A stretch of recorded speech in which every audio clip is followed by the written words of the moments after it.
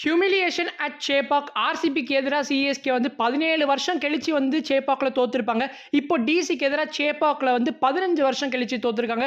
ஒரு காலத்தில் சேப்பாக் அப்படின்றது வந்து ஃபோர்ட்ரஸாக இருந்தது. சிஎஸ்கே இங்கே விளையாடினாலே வந்து ஜெயிப்பாங்க அப்படின்ற ஒரு நம்பிக்கை இருந்துச்சு.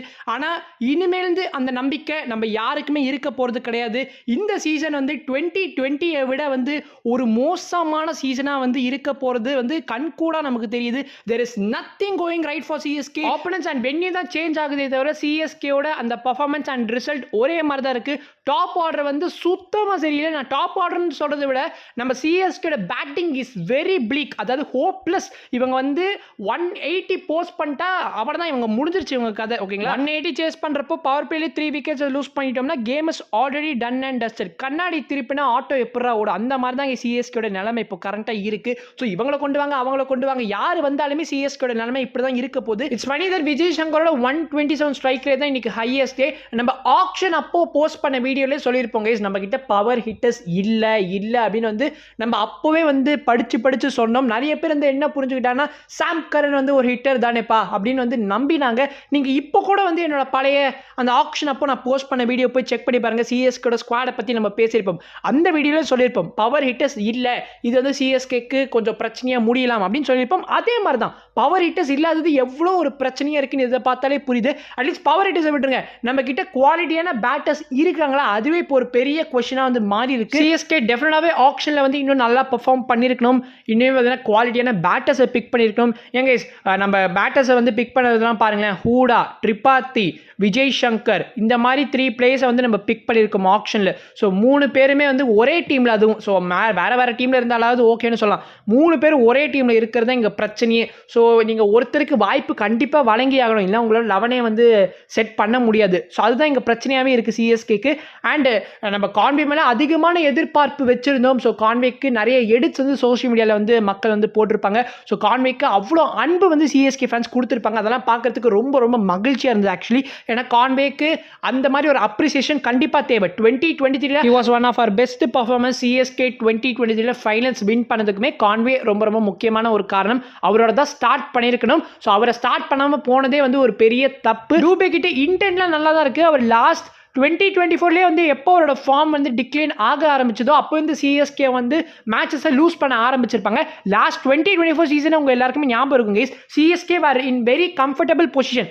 RCB bottom of the table இருந்தாங்க. 8 மேட்ச்ல ஏதோ ஒரே ஒரு விக்டரியோட இருந்திருப்பாங்க. ஓகேங்களா, அதுக்கப்புறம் சரசரன்னு எல்லா மேட்சும் ஜெயிச்சு சிஎஸ்கே வரக்கூடிய எல்லா அந்த கடைசி ஃபியூ மேட்சஸ் தோத்து பார்த்தீங்கன்னா நம்ம சிஎஸ்கே வந்து 5வது பொசிஷனில் டேபிளில் முடிச்சிருப்பாங்க. ஆர்சிபி வந்து 4th பொசிஷனில் முடிச்சிருப்பாங்க. நம்ம ஆர்சிபி தான் இந்த ஃபைனல் கேமை ஜெயிச்சிருந்தோம்னா நம்ம தானே குவாலிஃபை ஆகியிருப்போம். அப்படிப்பட்ட ஒரு சிச்சுவேஷன் வந்து சிஎஸ்கே லாஸ்ட் சீசன்ல வந்து இருந்திருக்கும்.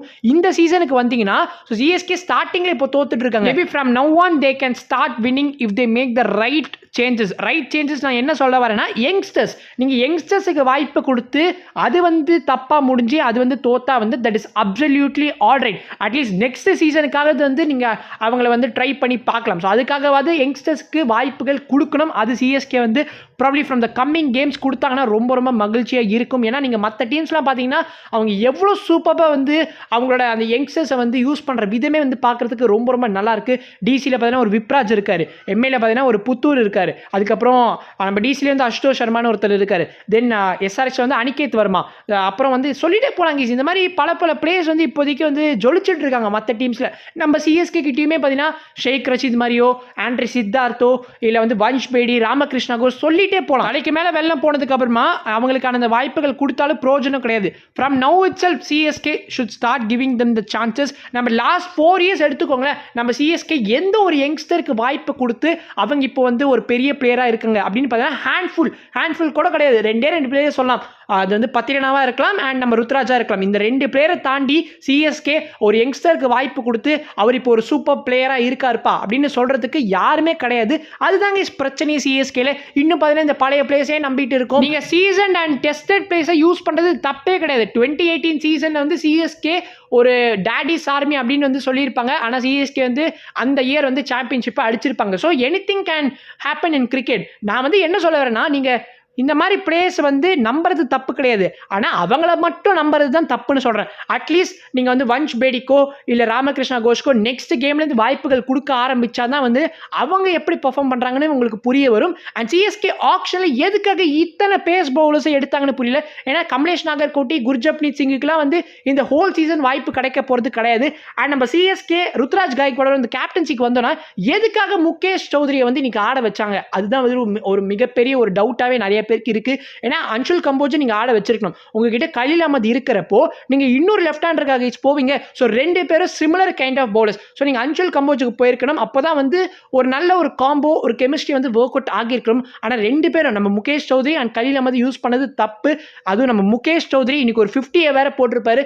ஸோ ஃபர்ஸ்ட் ஓவர் அந்த பவர் பிளேல கொடுத்தப்பே வந்து ஒரு ஐ திங்க் 18-19 ரன் வந்து கொடுத்துருப்பாரு. இந்த சீசன்ல இப்போதைக்கு சிஎஸ்கேயோட பெஸ்ட் பவுலரா இருக்கிறது நூர் அகமது தான். அவருக்கு ஃபுல் ஓவர்ஸ் ஆஃப் கோட்டா வந்து ருத்ராஜ் கொடுக்கல. ருத்ராஜோட பவுலிங் ரொட்டேஷன் ரொம்ப பூரா இருக்கு. Ashwin 3 overs, Jadeja 2 overs, Noor Ahmad 3 overs, just 8 overs தான் ஸ்பின்னர்ஸ் பவுல் பண்ணிருக்காங்க. இன்னைக்கு மேட்ச்ல கண்ணா பின்னான்னு பவுன்ஸ் ஆகுது. நம்ம முகேஷ் சௌத்ரியோட ஃபர்ஸ்ட் ஓவர் பார்த்திருப்பீங்க, கண்ணா பின்னான்னு பவுன்ஸ் ஆச்சு. அப்படி இருந்துமே அவர் வந்து ஒரே ஷார்ட் லென்த்ல தான் போட்டுட்டு இருந்தாரு.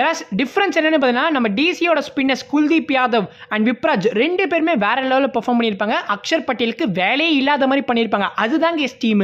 நூர் அகமது, ஜடேஜா, அஸ்வின் இந்த 3 பேரை வச்சுமே வந்து சிஎஸ்கேல மேனேஜ் பண்ண முடியல. அண்ட் நம்ம டிசிக்கு வந்து அவங்களோட பேட்டிங் லுக் சாலிட். நம்ம கேஎல் ராகுல் சிஎஸ்கே வேற அவரோட ஃபேவரட் அப்போனன்ட் இன்னைக்கு வந்து பிரிச்சு கொடுத்துட்டாரு. மகாராஷ்டிரா சர்க்கியூட்ஸ்ல வேணா முகேஷ் சௌத்ரி ஒரு டாப் பவுலரா வந்து இருக்கலாம். பட் ஐபிஎல்ங்கிறது வந்து டிஃப்ரெண்ட் லீக், டிஃப்ரெண்ட் ஸ்டாண்டர்ட்ஸ். இங்கெல்லாம் வந்து இவரோட இந்த 130 120 வரைக்கே ஆக போகிறது கிடையாது. நீங்கள் அன்சுல் கம்போஜை யூஸ் பண்ணியே ஆகணும். நீங்கள் வந்து கலீல் அஹ்மத் உசுரை கொடுத்து வந்து இன்னொரு சைடில் வந்து பவுல் பண்ணிட்டு இருக்காரு. எவ்ரி கேமில் வந்து ஃபர்ஸ்ட் ஓவரில் விக்கெட் எடுக்கிறாரு. ஸோ அவருக்கு ஏற்ற சப்போர்ட் மட்டும் யாராவது கொடுத்தாங்கன்னா சிஎஸ்கேவுமே வந்து மற்ற டீம்ஸ் வந்து 3 விக்கெட் பவர் பிளேல எடுக்கிறதுக்கான திறமை கண்டிப்பாக இருக்கு. ஐ திங்க் எல்லாத்த பற்றி பேசிட்டோம். விஜய் சங்கர் அஃப்கோர்ஸ் வந்து அவருக்கு வந்து பால் சுத்தமாக வந்து அவரால் டைம் பண்ண முடியல. அவருக்கு வந்து பால் பேட்லேயே படலை. ஸோ ரொம்ப கஷ்டப்பட்டு இருந்தார். பார்க்கறதுக்கே ஒரு சமயத்துக்கு மேலே வந்து ஏன்ப்பா இவ்வளோ கஷ்டப்படுற, போய் அழகாக ரெஸ்ட் எடுப்பா அப்படின்னு சொல்கிற அளவுக்கு தான் ப்ளே பண்ணியிருந்தாரு. அவர் வந்து ஃபர்ஸ்டே அவுட் ஆகியிருக்க வேண்டியது. டிசி வந்து ஒரு எல்பி வந்து அப்பீல் பண்ணாமல் போயிருப்பாங்க. தென் எக்கச்சக்கமான கேச்சஸ், ரன் அவுட்லாம் வந்து நம்ம விஜய் சங்கர் வந்து மிஸ் பண்ணியிருப்பாங்க. ஸோ அவர் வந்து ஃபர்ஸ்டே அவுட் ஆகியிருந்தாருன்னா அட்லீஸ்ட் மேட்ச் அது சீக்கிரமாக முடிஞ்சிருக்கும். பார்த்தீங்களா? ஸோ எஸ் 54 பால்ஸ் வந்து ஃபேஸ் பண்ணியிருப்பாரு, 69 ரன் ஸ்கோர் பண்ணியிருப்பாரு. Dhoni he has passed his prime. அதுதான் நம்ம அக்செப்ட் பண்ணி ஆடும். 2023 வாஸ் த பெஸ்ட் இயர். அதுதான் வந்து தோனிக்கு கரெக்டான ஒரு ஃபேர்வெலும் கூட. அதோட தோனி ரிட்டையர் ஆகியிருந்தாருன்னா வந்து பர்ஃபெக்டாக இருந்திருக்கும்.